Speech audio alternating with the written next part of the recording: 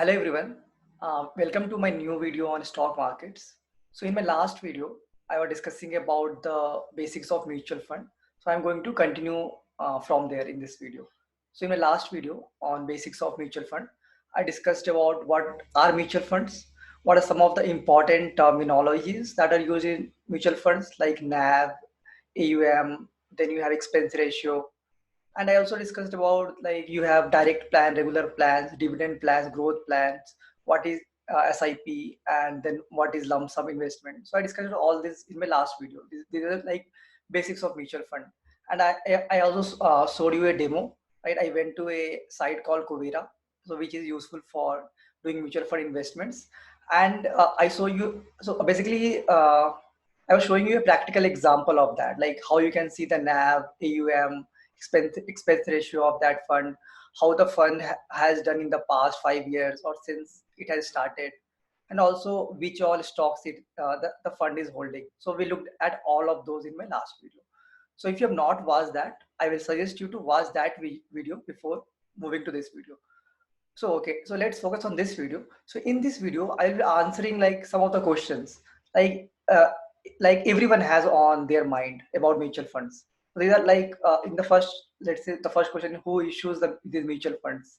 Then there are many other questions also, like who should invest in mutual funds? How you can invest in mutual funds? What are the returns of mutual funds? Everything we'll discuss in this video. So and I will also, I mean, ask you to subscribe to my channel. So it's a request actually to subscribe to my channel so that it keeps on motivating me to make further videos on stock market. So let's start with this video. So the first question here is, who issues these mutual funds, right? So the mutual funds are there, right? But who is actually behind that mutual funds? Who is issuing that mutual funds, right? That's the question. Now, the question is like, can anyone start a mutual fund? The answer is no. Not anyone can start the mutual fund.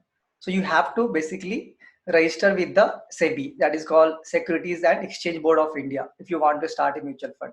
And for this, I mean, so they will only give you the, let's say if you go and register with them, they will only allow you to start a mutual fund if you are very, like, they will have some criteria, like, okay, like you should have something like this, or maybe you should have this much knowledge in this, or maybe they will have many criterias for this. Then only if you pass all those criterias, then only they will start, they will allow you to start the mutual fund, right? So not any random person can start the mutual fund.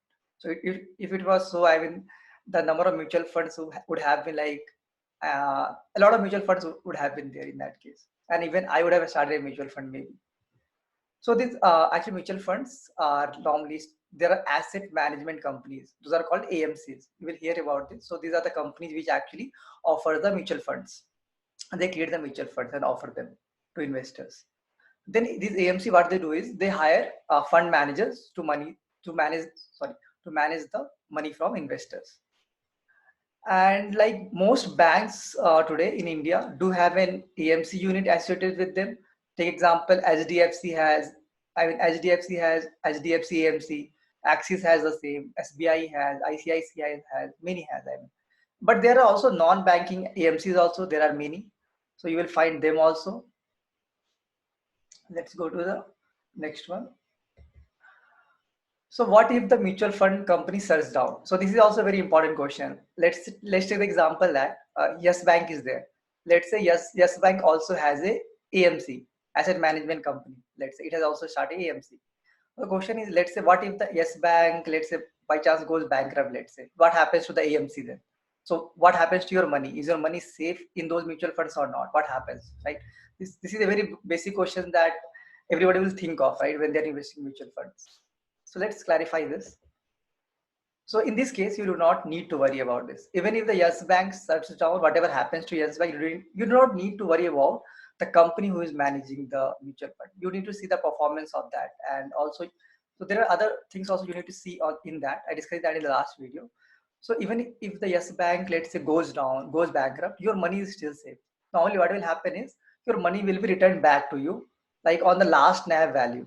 So I discussed about NAV in my last video. So basically, let's say you have invested some money in that mutual funds of that company, right? Not company associated with Yes Bank, let's say, right? So Yes Bank was running that AMC. Now that money would have either increased or decreased, right? After, let's say, 2 3 years, maybe. Let's say after 2 3 years, that yes bank is going down. Then the either your sorry, the value of your money either will have increased or decreased or remain same, right? So whatever happens, so let's say if you would have increased, then you will get the increased money back, whatever amount it got increased. Let's say you invested 1,000 rupees, and now it became, let's say, 1,300, let's say. So you will get 1,300 back now, whatever the current value of your money is. But let's say if it had decreased 700, then you will of course get 700 back, right? So that's what will normally happen. You're not going to lose your money. You will get your money back. Now let's look at types of mutual funds. Actually, there are a lot of mutual funds that will make you confused, right? So there are equity mutual funds. I discussed about equity mutual funds in my last video in details. So equity mutual funds are those mutual funds who invest in stocks. Then there are debt mutual funds. So there are many companies who are raising money through debt, right? So what they will do is, it's also called bonds. You will hear that in bonds also, debt or bonds. So what many companies do is they also raise money through, I mean, kind of loan, and they ask the money from public, and they will give you, let's say, a kind of, let's 7% or 8% return for 5 years, every year, I mean, kind of. And you will basically, the public will give that money to the company. So that's called debts, because that's debt, right? Because they're taking a loan from the public. So there are those funds also. So basically, if you invest in this, you will get returns around 7, 8, 9%, let's say. Basically, uh, see, this kind of loan also is sometimes risky. So let's say if you are giving loan to a very small company, right? It can happen that that small company itself goes bankrupt. It's now, in this case, your money is gone. It's not that, okay, in debt fund what will happen is, they will give you a return of 8%. It's not guaranteed, I mean, 8% return every year. If the company does not do good or goes bankrupt, if that company does not give the 8%, right, then of course you are at the loss. Basically, the AMC or mutual fund is like a proxy between that company and you, right? So the company is paying you 8%, right? That company in which the mutual fund has invested. If that company itself goes down, so from where you will get the 8%. The next is hybrid. Hybrid is a combination of equity, debt, gold, everything. Then you have gold fund also. So now you have gold funds also, which primarily invest in gold market. And actually, in these four categories, there are more categories actually. In equity, you have small cap, large cap, ELSS. There are many other. In debt also, you have like debt of large companies, debt of small companies. So there are many actually in this. So I normally look at mostly at the equity, and for debt part, what I do is I normally invest in fixed deposits. I do not take that much risk here. So if you do not understand any mutual funds, do not take a risk with that. If only you understand that, then participate or invest in that. Do not take a risk blindly. So if you do not understand gold, right? So why you should take risk with gold? I mean, if you do not understand that. Okay, I know price is increasing day by day, but you should understand why the price is increasing, right? You should not just jump into that because price is increasing. The same thing happened with Bitcoin, right? I think 2 years back, the price was increasing every day and day, and people were investing in, but they didn't know like why the price was increasing. They didn't know that. They were just investing because the price was increasing. Now, who should invest in equity mutual funds? This is also a very important question. So, okay, so basically, higher, you know that, okay, I'm discussing about equity mutual funds here who invest in stocks. So, there is higher risk in stocks, right? I mean, in stocks, what can happen in 2008 recession? Actually, what happened? The stock market fell by around more than 50%. So, your money, let's say it was 1 lakh on that day. After around a year in 2009, it would have become around 50,000, right? So you should have that much risk appetite to invest in mutual funds, equity mutual funds. It requires a lot of, there is a lot of risk involved there. So I will say that if you are investing in mutual funds, do not invest. I mean, at least you should have like 5 year time horizon. At least I will normally suggest you to have 10 years, but at least you should have 5 years.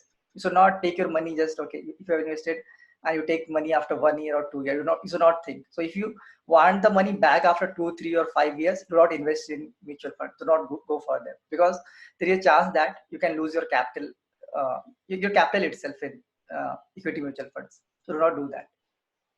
And also you should think about the country's economy also, because stock market depends on the economy. So if you're not sure if the country's economy will do good, then not take bet with the equity market. And what happens if you are a lot loss after 10 years, right? So you also think about that. I mean, I'm not telling that it will happen that you are at loss even after 10 years. In rare cases, I am telling it can happen. I mean, because in equity market, nothing is guaranteed. So what happens? So how are you prepared for it? Let's say if you are at loss after 10 years, and let's say if you have put this money for, let's say, education of your child. Now what happens, right? Do you have a buffer somewhere else also? You should think about this also before investing in mutual funds. So also try to diversify it. Keep some money in other, like I will say FD or some other form. Keep money in those also. And also, can you see your investment money fall by greater than 50%? Can you see it? I mean, so do you have such a risk appetite? I mean, you should also consider that because that happens in equity mutual funds. Now okay, I told you there are a lot of mutual funds, and within mutual funds, there are again a lot of mutual funds, right? So there are a lot of mutual funds actually. So let's discuss types of equity mutual funds, right? Here you have large cap. So large cap will basically invest in stocks of very large companies. Mid cap, so basically you have three types of companies: large cap, mid cap, small cap. So large cap is I will say the top 50, 100 companies, right? Then you have the mid cap in the middle, and small cap are at the bottom, kind of, right? So if you pick up 500 companies, you can say that, okay, let's say top 100, let's say top 150, maybe, okay, large cap. Like, I'm just giving you an example, it's not exact. Then the middle will be mid cap, let's say 150 to, let's say, 300, maybe 300, 500, maybe you can think of small cap, kind of. Then you have sector funds. Sector funds, basically these funds will invest in stocks of a particular sector, like IT sector, pharma sector, manufacturing sector, right? Kind of. Then you have ELSS. So ELSS is basically for tax saving. So these are mutual funds. So if you invest in them, you can save tax through them. So I will discuss about that later on ELSS later. But yeah, through this you can save taxes. Then you have dividend fund. So the main aim of this fund is to generate dividends. So they will normally invest in those companies which give you which basically return a lot of dividends to the shareholders. They will only invest in those companies. Then you have multi-cap companies. So multi-cap company is hybrid. So it will have large cap also, mid cap also, small cap also. All these companies will have a combination of this. Now next, does equity mutual fund guarantee returns? Right. As I told you, right, it does not guarantee returns, but just again focus on this again. So answer is no. It does not guarantee you any returns. It cannot say that, okay, you will get 5%, 6%, 12% return after 10 years. It's not guaranteed. I mean, if you see the history, it's in the history, if you see, they have been maybe given around 10%, 12% return to the investors, but it's not guaranteed in the future. Past, I mean, you can decide the future by seeing the past here. I mean, but actually, you know that, okay, if the company has done well in the last 10 years, if the fund has done well in the past 10 years, there is a high chance, high chance, I am telling, that it will also do good in the future. But you should not be sure of that. So you can lose your money, of course, in mutual funds. Historical returns does not guarantee anything about future returns, and be prepared to take the risk. And a mutual fund does good when the company in which it has invested does well. It's quite simple, right? In which stocks they have invested does well, the mutual fund will also do good. Now, next question is, you will think that, okay, since equity mutual fund, they do not guarantee you returns, right? Even you can lose your capital itself. Then why I should invest in equity mutual funds, right? You should you will mostly think about this question, right? So let's answer this question. So think about this. Stock market, I'm telling in long term. Long term, I will say, is mostly more than 10 years. So even if let's say you have 2008 recession, right? The effect will be for maybe 2 to 4 years. But after 4 years, again the market will recover and it will again reach the original highs and go beyond that, right? So that's why I'm telling you should look at the time horizon of at least 10 years. And in those time, most of the market index we have Nifty and Sensex, they have returned around 10 to 12% on average. Now think about this. The inflation in India is around 4 to 5%, right? So inflation is basically your purchasing power, right? So let's say today, if you are able to buy a car at, okay, not car, take example of education. So if you are able to afford your child education today at maybe 1 lakh, I'm just giving an example, 1 lakh a year, but maybe after 5 years, you have to pay maybe, let's say, 1.5 lakhs for the same. So what actually happens is cost is increasing day by day, right? And let's say if you have maybe, okay, this is after 5 years it became 1.5, right? And let's say if you had kept some money 1 lakh, right, somewhere, let's say, and that amount increased by 5%, right? I mean, just it bit inflation is 5%, so it increased by the how much inflation increased. but you have not gained anything, right? You have not gained any money. Your money has remained same because inflation has also increased, right? The price of items you buy has increased, right? So your purchasing power, actually, if you see, basically inflation is kind of a purchasing power. So basically inflation keeps on decreasing your with the if you have, let's say if you have 1,000 rupees today and you have same 1,000 rupees after 5 years, the purchasing power of that 1,000 rupees will be less in the after 5 years in the future. That's what inflation means actually. Now take example of fixed deposit returns. It's around 6 to 7% today in most of the banks, right? Plus you also have to think about this. People always think about, okay, I get 7% returns, but they do not think about the high taxes in this. In most of the cases in fixed deposits, unless it's a tax saver fixed FD, you have to pay your taxes at whatever you are paying. Let's say you are in the tax bracket, highest tax bracket, where you are paying 30% tax, right? So in this case, on fixed deposit returns, you have to pay 30% tax on the profits. So basically 7% was your return, right? And of 30% of 7% is how much? So it's around 2.1 maybe something, right? So basically you are making less than 7%, right? Think about this. I mean, not think about equity. I mean, equity mutual funds in long term, they give you around 10 to 12% return. They have high risk, I agree, but they're also giving you high returns, right? Every you do not have any risk, but you're getting less returns, and you are hardly able to beat the inflation with the returns that you get. Basically you're getting no return. If you see, I will say, if you are in highest tax bracket almost. So think of tax in equity. If you sell in short term, that is within a year, you have to pay a tax of 15%. That's actually less than, let's say if you are in the highest bracket of 30%, that's still less, right? 15%. And mostly I'm telling you that you should invest for long term. That's where you have to pay less taxes also. So in long term, if you have profits of 1 lakh in 1 year, you don't have to pay any taxes. Think about this. If you have profit of 1 lakh in 1 year, you do not have to pay any taxes. But if you have more than 1 lakh profit, then you have to pay a tax of 10%. That's still less, right? So that's why people prefer to maybe invest in equity mutual fund because of this, because they want higher returns, they want to beat the inflation, and so they are trying to take higher risk. And also FD returns are going down year by year, if you see. So if you ask your mom or dad, in their times the FD returns would have been maybe 11, 12, 13%, but today it's 6, 7%, right? So it's decreasing year by year. But stock market is different. Stock market actually depends on the earnings of the company. So unless the economy does bad, stock market mostly will perform good. Now, how much money I need to invest in mutual funds? This is also very important.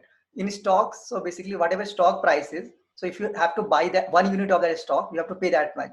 So, okay, let's see here. So it actually, the amount actually depends on the mutual fund schemes, how much amount you have to pay. But normally this is very less. Even with let's say 500 or 1,000, you can start investing in mutual funds. That's why and it becomes very easier for anyone to invest. Even if your salary per month is 10,000, 15,000, you can maybe invest 1,000 rupees every month. You can do a SIP of 1,000 rupees per month in mutual funds. If I go to here, this link, so this is Kubera, I mean, where you can, so through which you can invest in mutual funds. So if let's say I want to invest in Axis Blue Chip, this one, right? And I click invest here. It is asking what is the SIP amount. Let's say if I enter 200 and invest now, it's telling me that amount must be greater than or equal to 500. So basically, with just 500 rupees, you can start investing in these mutual funds.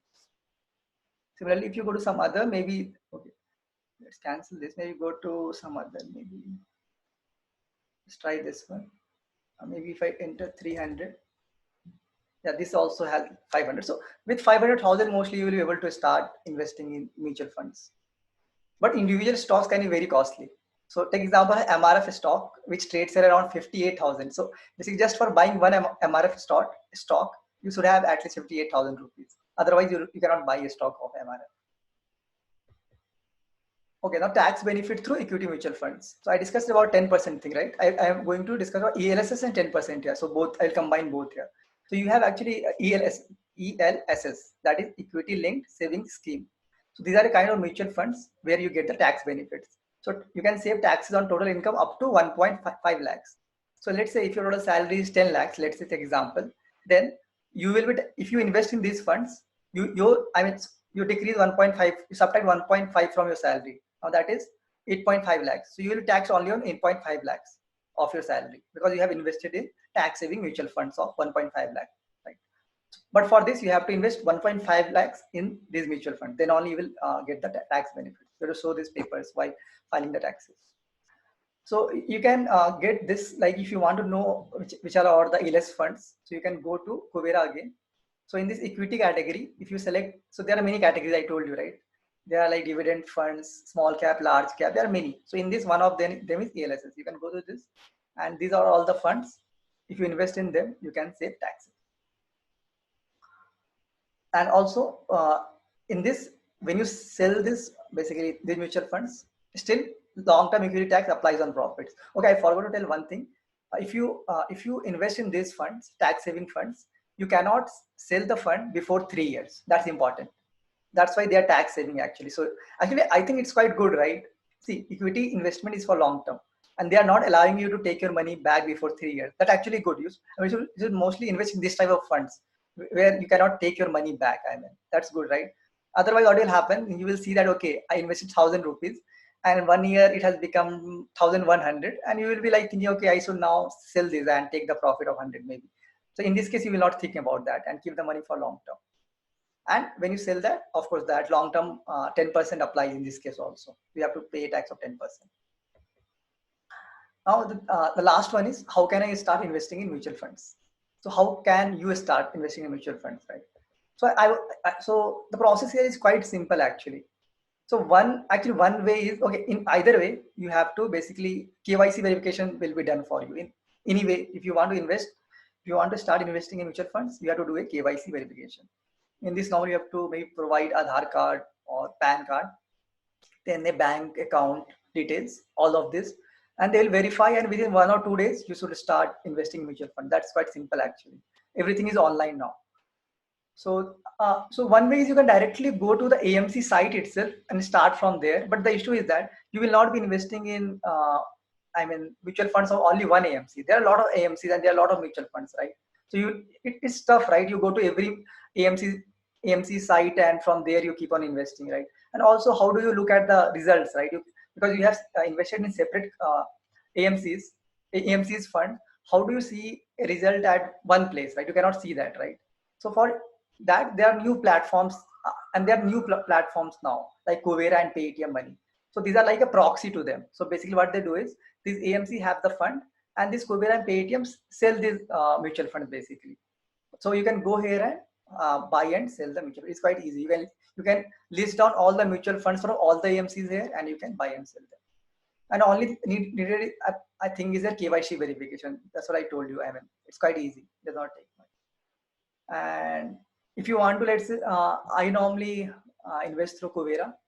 So here you can also sign up if you want to invest through Kuvera. You can sign up here, and then it will ask you for it will ask you for registering for your KYC and bank account. You have to provide these details. They will ask you if maybe the photo of your Aadhaar or something, or PAN card, everything. If you provide these details, if you submit button, in 1-2 days, it's verified and you can start investing. Okay. And if you, let's say if you have done everything and you want to invest, you can select this invest button here. So basically, if you go to Kuvera, it will list you all the funds. Then you can basically filter by categories, by subcategories, everything. Once you have, or you can search here itself, the fund name itself. If you know the fund name itself, search here. You will get that.